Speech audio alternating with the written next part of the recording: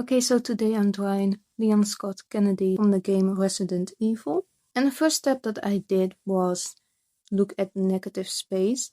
I don't see many artists do this, but it can really help you because the negative space is sometimes an easier shape than the object or person. So what I mean with negative space is the background. So the shape of the background sometimes is easier than the object in front of it or the person in front of it. So if you draw the negative space first, then you will automatically get the shape of the object. And then I put in some colors. With the colors, I don't stress about it. The only thing you need to get right with the colors is the value. So the value is how dark or how light a color should be. You can always change saturation, temperature, contrast, all those things you can change with edits, so don't stress about that. And like you can see, I started with huge brush strokes and it's getting smaller and smaller. Start to put in the placement of the features and I try to get the angles right. And then I use the liquify tool to correct the angles or the shapes. Then I put in more and more colors, smaller brush strokes, yada yada yada. How more colors you put in, how more realistic your portrait will be. So add in the pinks, the yellows, the oranges, the browns, the grays, the blues, the purples, the greens.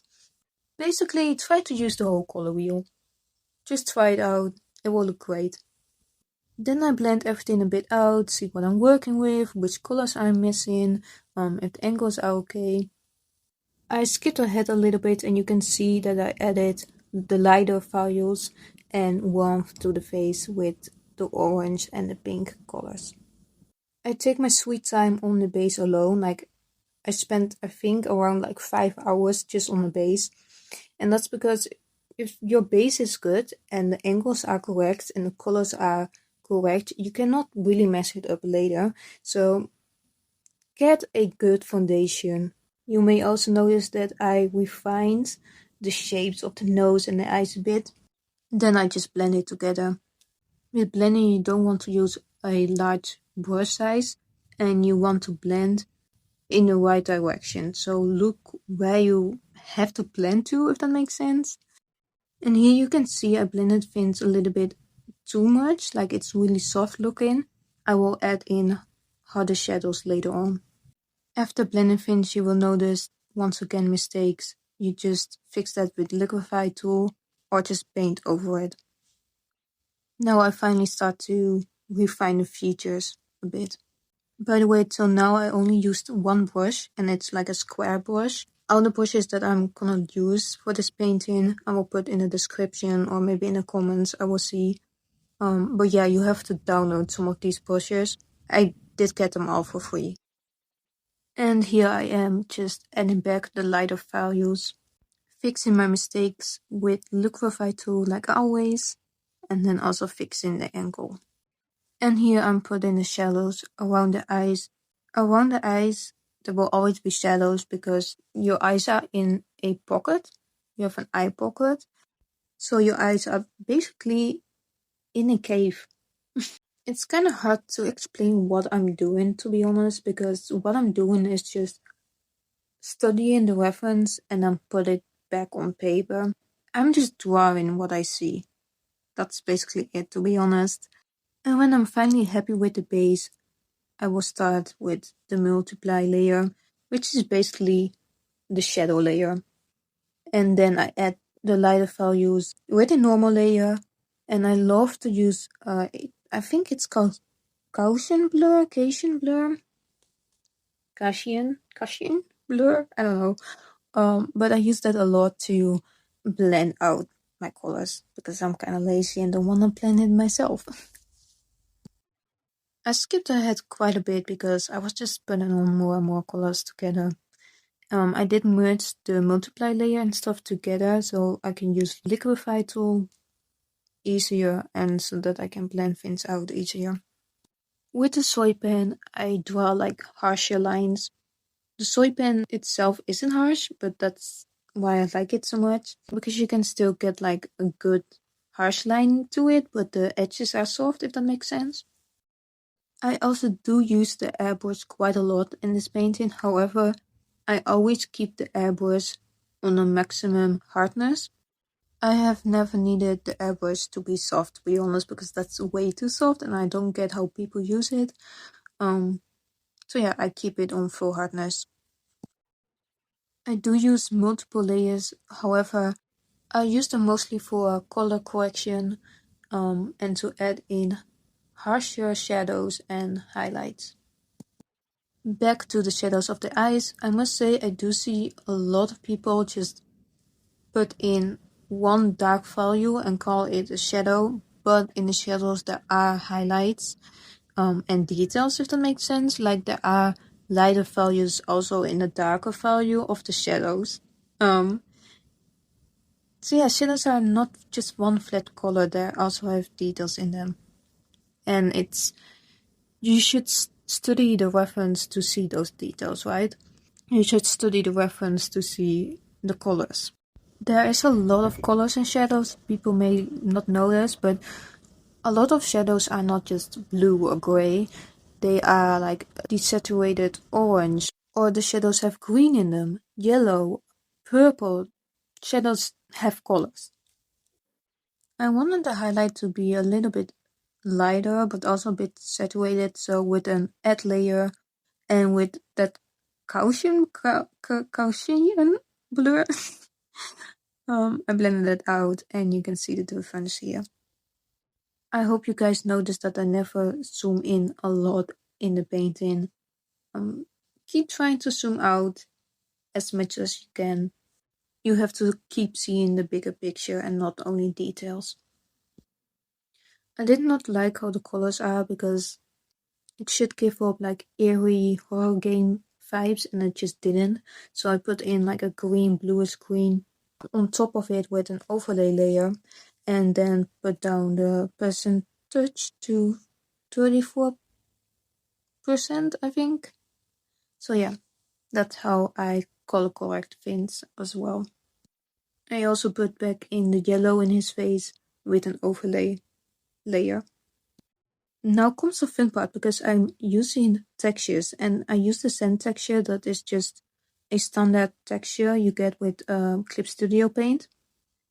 So I put that on top of the skin and I think I use multiply layer or soft light layer, one of the two for that. And it gives you a really nice texture for the skin. Then for more texture I will use the running color spray like brush. And I make the particle size really big and it gives you that kind of rough skin texture.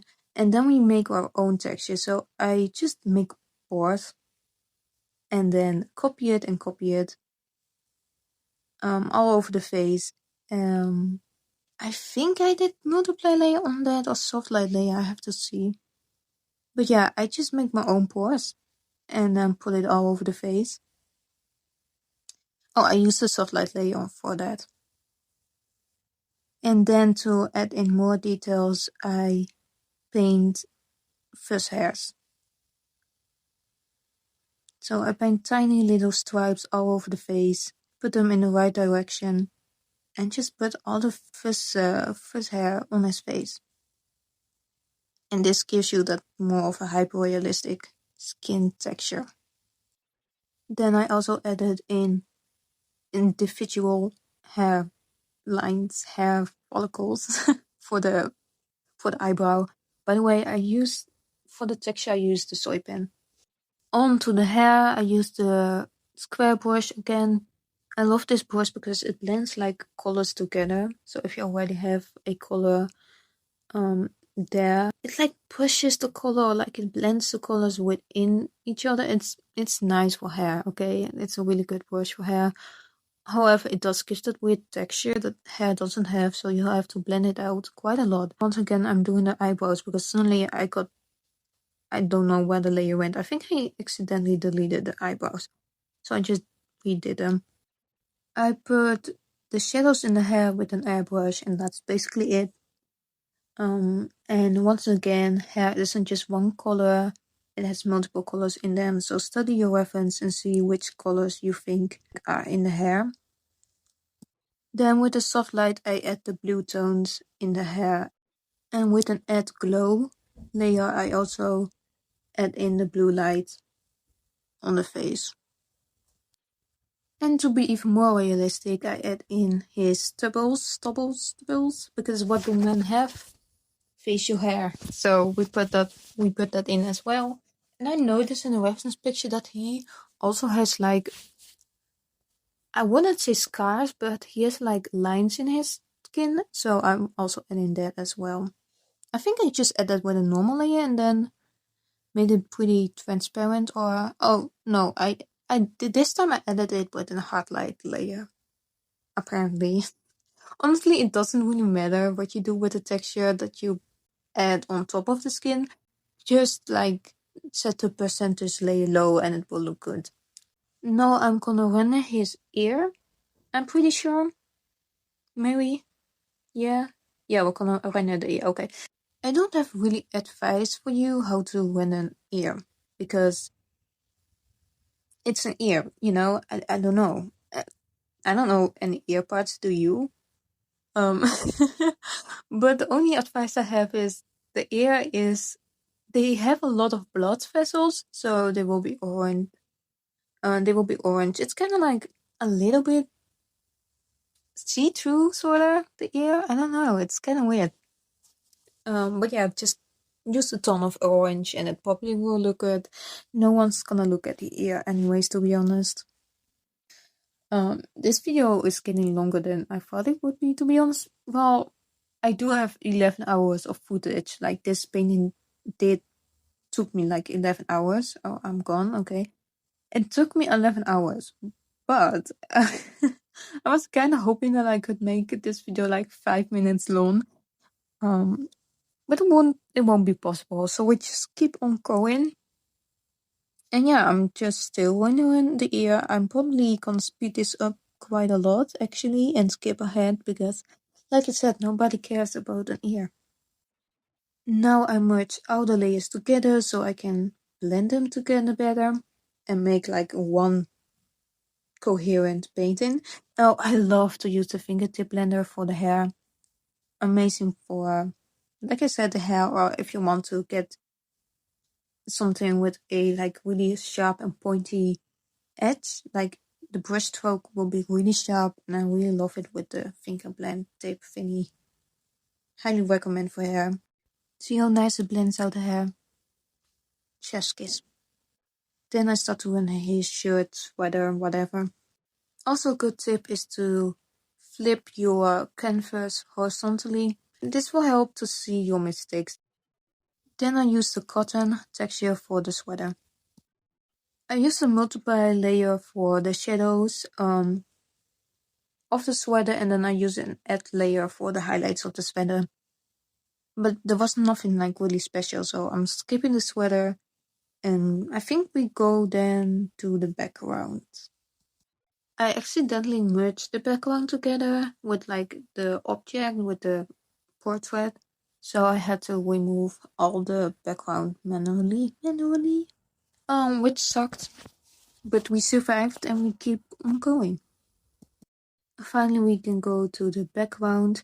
So I just use like a bluish gray for the background. I use a bit of green. I think I use a bit of orange and yellow as well. See, the background was also blurry in reference, so I kind of am guessing of, okay, what is the object in the background?